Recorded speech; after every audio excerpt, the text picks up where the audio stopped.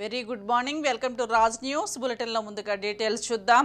కోడికత్తి కేసులో నిందితుడిగా ఉన్న జనిపల్లి శ్రీనివాస్ దాదాపు 5 ఏళ్ల తర్వాత విశాఖ కేంద్ర కారాగారం నుంచి విడుదలయ్యారు. ఏపీ హైకోర్టు బెయిల్ మంజూరు చేయడంతో జైలు నుంచి బయటకు వచ్చారు.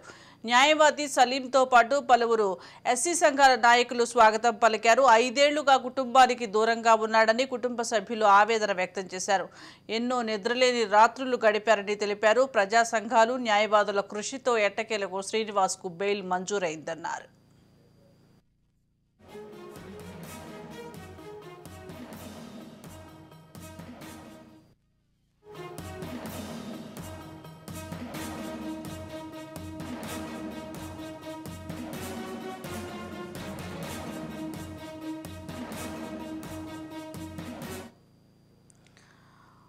పెండింగ్ బిల్లులు, విభజన హామీలతో పాటు తాజా రాజకీయ అంశాలపైన ప్రధాని మోదీతో ఏపీ సీఎం జగన్ చర్చించారు. దాదాపు గంటన్నర పాటు భేటీ కొనసాగింది. హోంమంత్రి అమిత్ షా కూడా ఆ సమయంలో ప్రధాని ఛాంబర్లోనే ఉన్నారు.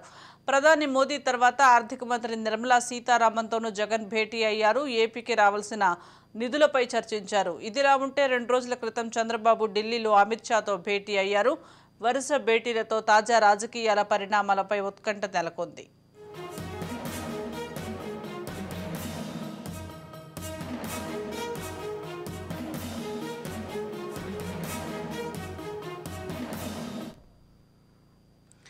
భారత మాజీ ప్రధాని తెలంగాణ ముద్దు బిడ్డ పివి నరసింహారావుకు దేశ అత్యున్నత పౌర పురస్కారం భారతరత్నను కేంద్రం ప్రకటించింది. పివితో పాటు మాజీ ప్రధాని చౌదరి చరణ్ సింగ్, వ్యవసాయ శాస్త్రవేత్త ఎంఎస్ స్వామినాథన్కు భారతరత్న వరించింది. పివికి భారతరత్నతో సత్కరించడంపై ఆనందంగా ఉందన్నారు ప్రధాని మోదీ.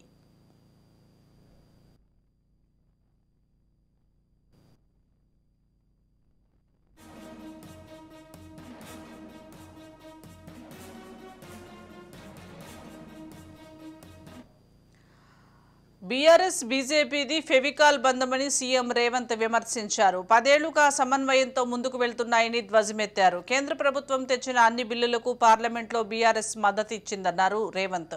కేటీఆర్ను సీఎం చేసేందుకు సహకరించాలని కేసీఆర్ మోదీని కోరారని రేవంత్ రెడ్డి విమర్శించారు. గతంలో 3 బీఆర్ఎస్ ఎమ్మెల్యేలు కాంగ్రెస్కి ఓటేస్తే ఆ 3 ఎమ్మెల్యేలు కేసీఆర్ సస్పెండ్ చేశారని గుర్తు చేశారు.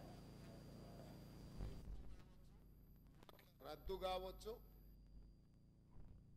2014 నుంచి 2023 వరకు పార్లమెంటులో ఎన్ని బిల్లులు వచ్చినప్పుడు లోక్సభలో కానీ రాజ్యసభలో కానీ వారు ఎవరి పక్షాన నిలబడి ఎవరికి మద్దతు పలికినరో అక్కడ సజీవంగా సాక్ష్యాలు ఉంటాయి.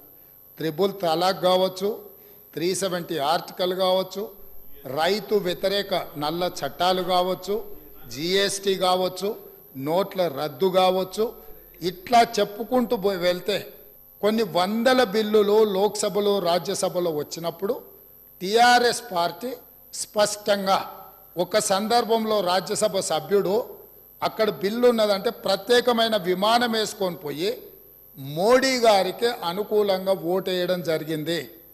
Bharatiya Janata party, BRS, BJP ఒకే రకమైన ఆలోచన విధానంతో గత 10 సంవత్సరాలు ప్రభుత్వాలను కలిసి నడుపుకున్నారు.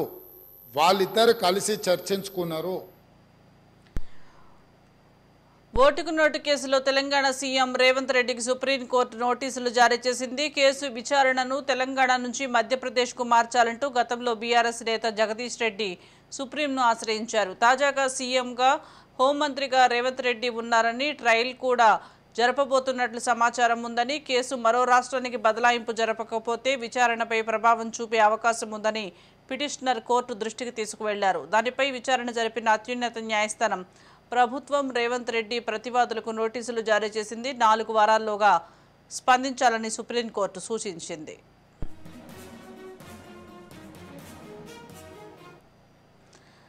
గవర్నర్ ప్రసంగంలో మొత్తం 30 మోసాలు, 60 అబద్దాలున్నాయన్నారు బీఆర్ఎస్ ఎమ్మెల్యే పల్లా రాజేశ్వర్ రెడ్డి. అసెంబ్లీలో గవర్నర్ ప్రసంగంపై ధన్యవాద తీర్మానం చర్చ సందర్భంగా మాట్లాడారు. గవర్నర్ ప్రసంగంలో హామీల ప్రస్తావనే లేదన్నారు. మేనిఫెస్టో అంశాలు గవర్నర్ ప్రసంగంలో లేవన్నారు. గవర్నర్ ప్రసంగం మరచేతిలో వైకుంఠం చూపించారని విమర్శించారు. కాంగ్రెస్ 420 హామీలను 420 అడుగుల లోతులో పాతిపెట్టిందన్నారు. మేము ఖచ్చితంగా ఆహ్వానిస్తున్నాం. వాళ్ళందరూ కూడా ఉపయోగపడే విధంగా మరిన్ని బస్సులు పెంచండి. 6 గ్యారంటీలో 13 అంశాలు మళ్ళా 420 మేము అడగట్లే, ఈ 13 అంశాల గురించి అడుగుతున్నాం. ఈ 6 గ్యారంటీల్లో ఖచ్చితంగా ఎవరైతే ఇవాళ డ్రైవర్లు ఆటో డ్రైవర్లు ఉన్నారో 3 డిమాండ్లు మేము ఖచ్చితంగా పెడుతున్నాం. చనిపోయిన 21 మంది ఆటో డ్రైవర్లకు తక్షణమే వారి కుటుంబానికి 20 లక్షల రూపాయలు ఎక్స్గ్రేషియా ప్రకటించాలి. రెండోది, వాళ్ళ కుటుంబాలు ఎవరైతే ఇలా 300 రూపాయలు కిరాయి తీసుకొని 200 డీజిల్ తీసుకొని 500 రూపాయలు కూలి కూడా పడతలేదు కాబట్టి ఆ కుటుంబాలకి వ్యవసాయాలకు రుణమాఫీ ఎట్లు ఇస్తున్నావో చాలా బీద వాళ్ళు, చదువుకోని వాళ్ళు, కష్టపడుతున్న వాళ్ళందరూ కూడా ఇలా గ్రామీణ ప్రాంతం నుంచి ఇక్కడికి వచ్చింది కాబట్టి ఆటో రుణమాఫీ కూడా చేయాలని చెప్పి కూడా ఈ సందర్భంగా మేము కోరుతున్నాం. మూడో అంశం, ఇవాళ ఖచ్చితంగా వాళ్ళు తినడానికి కూడా తిండి దొరకట్లేదు కాబట్టి మీరు చెప్పే 12,000 రూపాయలు సంవత్సరానికి ఎక్కడా సరిపోదు కాబట్టి నెలకు 10,000 రూపాయలు ఇచ్చినట్లయితే 6.5 లక్షల కుటుంబాలు బాగైతే అని చెప్పేసి ఇది మూడో డిమాండ్గా మీ శ్రీధర్ బాబు పల్లా రాజేశ్వర్ రెడ్డికి కౌంటర్ ఇచ్చారు. 6 గ్యారంటీల అమలుకు రేవంత్ సర్కార్ కట్టుబడి ఉందని చెప్పారు. ఆటో డ్రైవర్లను ప్రభుత్వం ఆదుకుంటుందన్నారు. ప్రభుత్వం ఇచ్చిన హామీ ప్రకారం ప్రతి ఆటో డ్రైవర్కు ఏడాదికి 12,000 రూపాయలు సాయం అందిస్తామన్నారు. ఉచిత బస్సు ప్రయాణం 13 అంశాల్లో ఒక ప్రధానమైన మేము గ్యారంటీలో పెట్టుకున్న ప్రధానమైన అంశం. నేను వారిని సూటిగా వారిని వారి పార్టీ వారిని కోరుతా ఉన్నాను. ఎందుకంటే రాజకీయాలకు సంబంధించి ఏదైనా ప్రజలకు ఉపయోగపడే ఒక విధానపరమైన నిర్ణయం తీసుకున్న వారు వ్యతిరేకమా లేకుంటే అనుకూలంగా చెప్పాల్సిన అవసరం ఉండేది. మేము ప్రవేశపెట్టిన బస్సు ప్రయాణం, ఉచిత బస్సు ప్రయాణం టీఆర్ఎస్ పార్టీ బీఆర్ఎస్ పార్టీ వ్యతిరేకమా అని ఒక స్టాండ్ చెప్పమని కోరుతా ఉన్నా అధ్యక్ష. రెండోది అధ్యక్ష, ఆనాడే మేనిఫెస్టోలో పెట్టినప్పుడు చిన్న చిన్న సమస్యలు ఏర్పడతాయని ఆటో డ్రైవర్లకు సంబంధించిన సంక్షేమం కూడా మా బాధ్యత. ఆ బాధ్యతలో భాగంగానే సంవత్సరానికి 12,000 రూపాయలు ఆటో డ్రైవర్లకు ఇచ్చే సంక్షేమ కార్యక్రమాన్ని కూడా ఆ రోజు మేనిఫెస్టోలో పెట్టినాం. పరారీలో ఉన్న మాజీ ఎమ్మెల్యే బాల్క సుమన్ కోసం పోలీసులు గాలింపు చర్యలు ముమ్మరం చేశారు. మంచిర్యాల పోలీస్ స్టేషన్లో 2 సెక్షన్ల కింద కేసు నమోదైంది. సీఎం రేవంత్ ను దూషించినందుకు కఠిన చర్యలు తీసుకోవాలని కాంగ్రెస్ కార్యకర్తలు మండిపడుతున్నారు.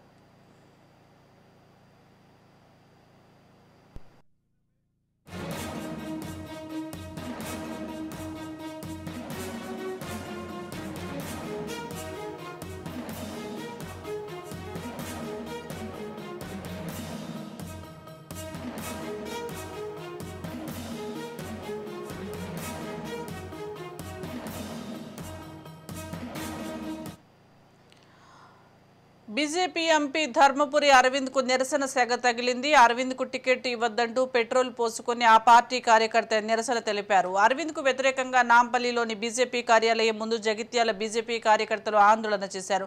ఎంపీగా గెలిచిన అరవింద్ పార్టీ కార్యకర్తలకు అన్యాయం చేస్తున్నారని దుయ్యబట్టారు. గత 30 ఏళ్లుగా పార్టీ కోసం పనిచేస్తున్న నాయకులను పట్టించుకోవడం లేదని మండిపడ్డారు. అరవింద్ కు టికెట్ ఇస్తే మాత్రం ఖచ్చితంగా ఓడిస్తామని హెచ్చరించారు.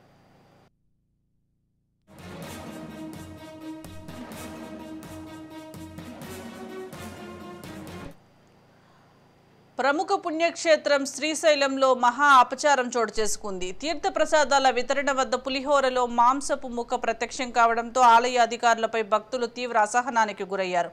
వేణుగోపాల్ అనే భక్తుడు ప్రసాదంలో మాంసం చూసి కంగుతిన్నాడు. అనంతరం ఆలయ ఈవోకు లిఖితపూర్వక ఫిర్యాదు అందించాడు. ఆలయ అధికారులు నిర్లక్ష్యము, శుచి శుభ్రత లేని ప్రసాద వితరణ భక్తుల మనోభావాలను దెబ్బతీశాయని తెలిపారు. తక్షణమే నిర్లక్ష్యంగా వ్యవహరించిన అధికారులు సిబ్బందిపై చర్యలు తీసుకోవాలని డిమాండ్ చేశారు.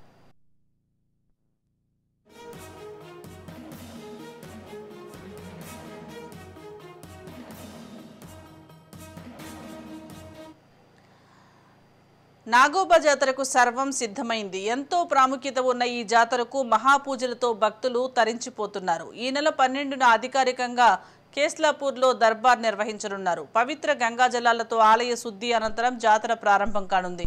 వివిధ రాష్ట్రాల నుంచి ప్రజలు తరలి రానున్నారు.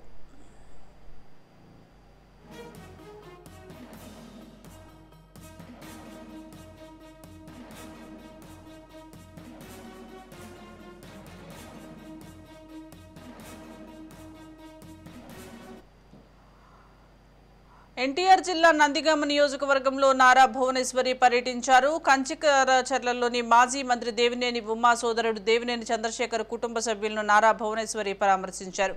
చందర్లపాడు మండలం కోనాయపాలెంలో చంద్రబాబు అరెస్టుతో మృతి చెందిన మల్లికార్జునరావు కుటుంబ సభ్యులను నారా భువనేశ్వరి భరోసా ఇచ్చారు.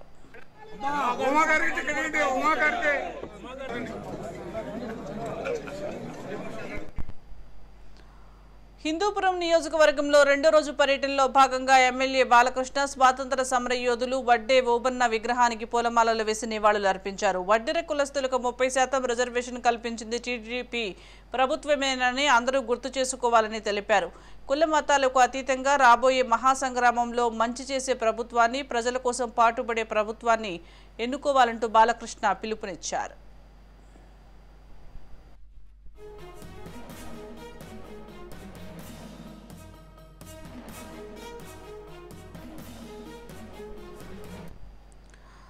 రాజన్న సిరిసిల్ల జిల్లా వేములవాడ మున్సిపల్ కౌన్సిలర్లకు విప్ జారీ చేశారు బీఆర్ఎస్ జిల్లా అధ్యక్షుడు తోట ఆగయ్య. వ్యక్తిగత కారణాలతో బీఆర్ఎస్ మున్సిపల్ వైస్ చైర్మన్ రాజీనామా చేశారు. ఖాళీగా ఉన్న వైస్ చైర్మన్ పదవి కోసం ఈ నెల 12న ఎన్నిక జరగనుంది.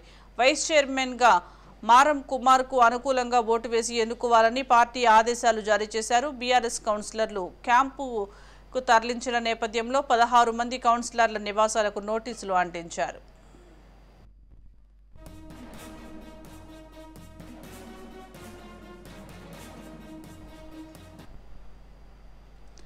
రంగారెడ్డి జిల్లా మున్సిపాలిటీ చైర్పర్సన్ కొత్త హార్దిక్ గౌడ్ పై ప్రవేశపెట్టిన అవిశ్వాస తీర్మానం నెగ్గింది. మొత్తం 17 మంది సభ్యులకు గాను 13 మంది అవిశ్వాస తీర్మానానికి మద్దతుగా ఓటు వేశారు.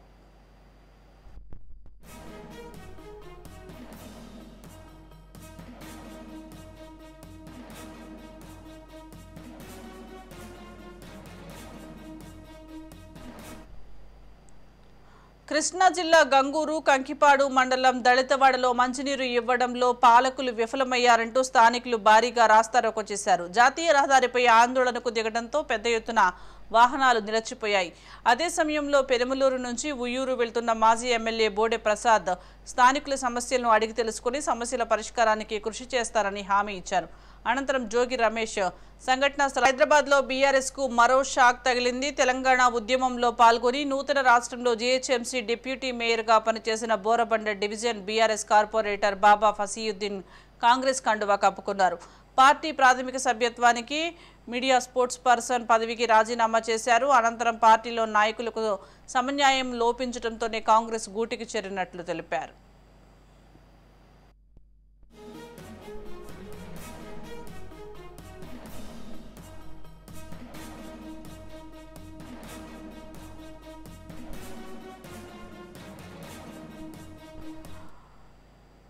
కొత్తగూడెంలో అఖిలపక్ష నేతలు రౌండ్ టేబుల్ సమావేశం నిర్వహించారు. కేంద్రం అవలంబిస్తున్న కార్పొరేట్ మతతత్వ విధానాలు నిరసిస్తూ భారత్ బంద్ నిర్వహిస్తున్నట్లు తెలిపారు. భారత్ బంద్లో ప్రతి ఒక్కరూ పాల్గొని కార్యక్రమం విజయవంతం చేయాలని పిలుపునిచ్చారు.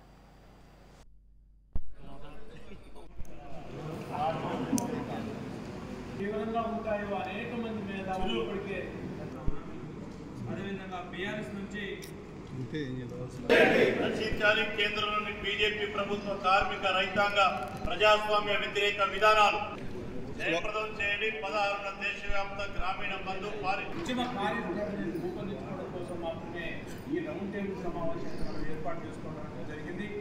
ఈ కార్యక్రమానికి బాగా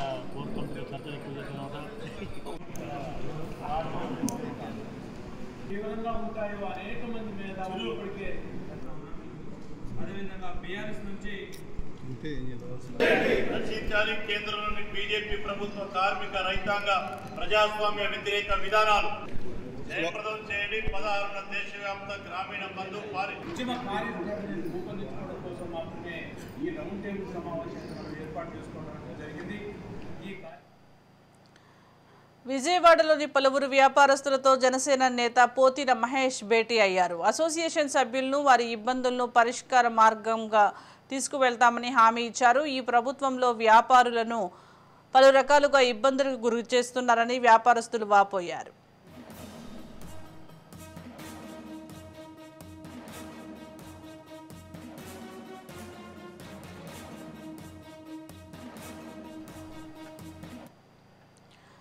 ఆదిలాబాద్ జిల్లా అంటేనే అడవుల జిల్లా, ఆదివాసీల జిల్లా. ఇక్కడి అడవి బిడ్డల సంస్కృతి సాంప్రదాయం భిన్నంగా ఉంటుంది. ఆదివాసుల్లో మెస్రం వంశీయులకు నాగోబా ఎలాగో తొడసం వంశీయులకు ఖండేవ్ ఆరాధ్య దేవతను అంతే పూజిస్తారు. ఈ ఖండేవ్ జాతర ఆదిలాబాద్ జిల్లా నార్నూర్ మండలంలో ప్రత్యేక పూజలు నియమ నిష్టలతో చేస్తారు. ప్రతి ఏటా పుష్య పౌర్ణమి రోజు భారత జాతర ప్రారంభమై 15 రోజుల పాటు నిర్వహిస్తారు.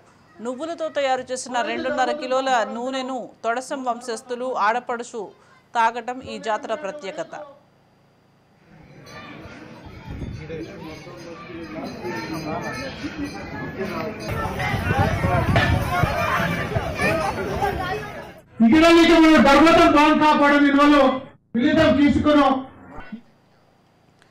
ఎమ్మెల్సీ కవిత వ్యాఖ్యలపై ప్రజా సంఘాలు ఆగ్రహం వ్యక్తం చేస్తున్నాయి. ఉమ్మడి పత్రికా సమావేశం నిర్వహించారు ప్రజా సంఘాల నేతలు. పూలే విగ్రహ ఏర్పాటుపై ఈ నెల 12న ధర్నా చౌక్లో ధర్నా చేపడతామని కవిత పిలుపునిచ్చింది.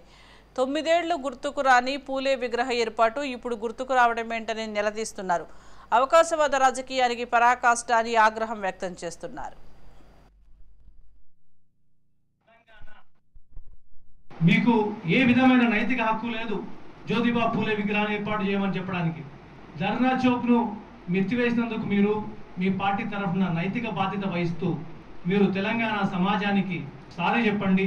తర్వాతనే మీరు ధర్నా కార్యక్రమాన్ని పూనుకోండి. ఈ సందర్భంగా తెలంగాణ రాష్ట్రాన్ని ఏకఛత్రాధిపత్యంగా ఏలినటువంటి బారాస ప్రభుత్వం కల్వకుంట్ల చంద్రశేఖరరావు తనయ కల్వకుంట్ల కవిత గారు 9.5 ఏళ్ళు గుర్తుకు రాని జ్యోతిబా పూలే సామాజిక అంకం పోయిన వెంటనే గుర్తొచ్చిందా? సామాజిక న్యాయం ఇప్పుడు ఈ సందర్భం గుర్తొచ్చిందా?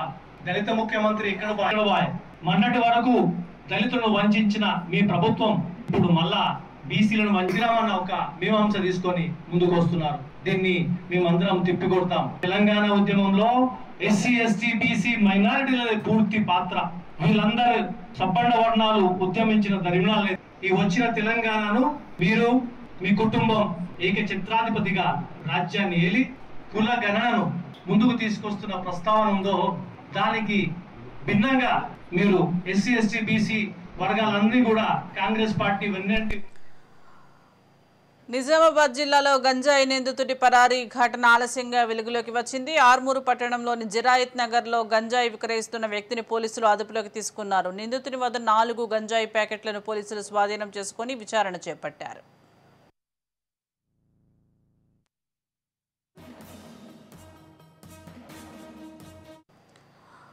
భద్రాద్రి కొత్తగూడెం జిల్లా భద్రాచలంలోని శ్రీ సీతారామచంద్రస్వామి ఆలయంలో సుమారు 100 కిలోల వెండితో వాకిలి పనులు పూర్తి చేశారు. అంతరాలయం మొదటి ద్వారానికి చాలా ఏళ్ల క్రితమే సువర్ణ వాకిల్ని తయారు చేయించిన ఆలయ అధికారులు తాజాగా 2వ ద్వారానికి వెండి వాకిల్ని పూర్తి చేశారు.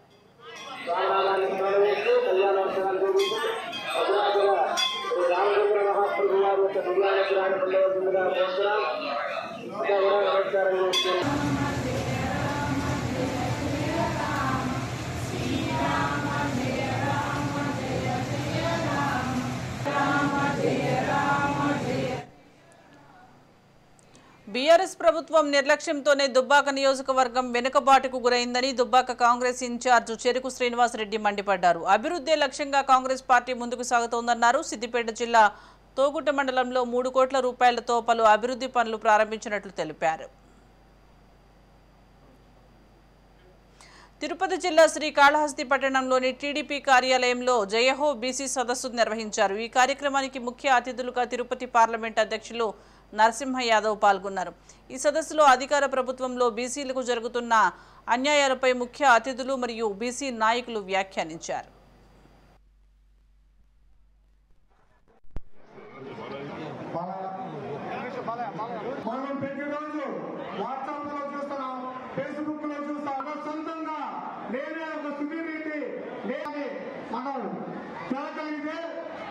ఈ యొక్క ఎలక్షన్ లో మనం మంచి మెజారిటీ సాధిస్తామని చెప్పి సాధించడం. Thank you. భద్రాద్రి కొత్తగూడెం జిల్లా పాల్వంచలో అక్రమంగా తరలిస్తున్న కలప వాహనాన్ని ఫారెస్ట్ అధికారులు పట్టుకున్నారు. దుమ్ముగూడెం నుండి ఖమ్మంకు 3 లక్షల విలువైన టేకు కలపను తరలిస్తుండగా ఫారెస్ట్ సిబ్బంది అదుపులోకి తీసుకున్నారు. నిందితులపై కేసు నమోదు చేసి అధికారులు విచారణ చేస్తున్నారు.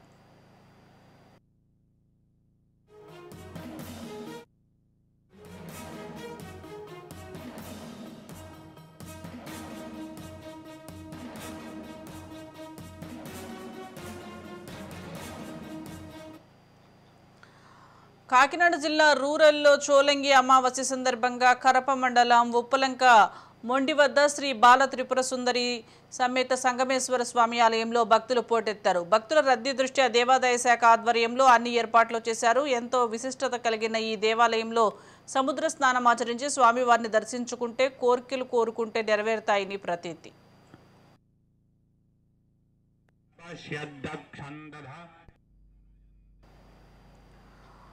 మోత్కూరు మున్సిపల్ చైర్పర్సన్ పై అవిశ్వాసం నెగ్గింది. చైర్పర్సన్ సావిత్రి మేఘారెడ్డిపై కౌన్సిలర్లు అవిశ్వాస తీర్మానం పెట్టారు. ఓటింగ్ కు 10 మంది కౌన్సిలర్లు హాజరయ్యారు. గత నెల 20న చైర్పర్సన్ పై 9 మంది కౌన్సిలర్లు కలెక్టర్కు తీర్మాన పత్రం అందించారు. భువనగిరి ఆర్డీఓ అమరేందర్ ప్రిసైడింగ్ అధికారిగా హాజరు కాగా బీఆర్ఎస్ వైస్ చైర్మన్తో సహా 6 కౌన్సిలర్లు, కాంగ్రెస్కు చెందిన 4 కౌన్సిలర్లు అవిశ్వాస ఓటింగ్లో పాల్గొన్నారు. అవిశ్వాసం ఎదుర్కొంటున్న బీఆర్ఎస్ చైర్మన్ తీపిరెడ్డి సావిత్రి మేఘారెడ్డితో పాటు మరో బీఆర్ఎస్ కౌన్సిలర్ కళ్యాణ్ చక్రవర్తి సమావేశానికి హాజరు కాలేదు.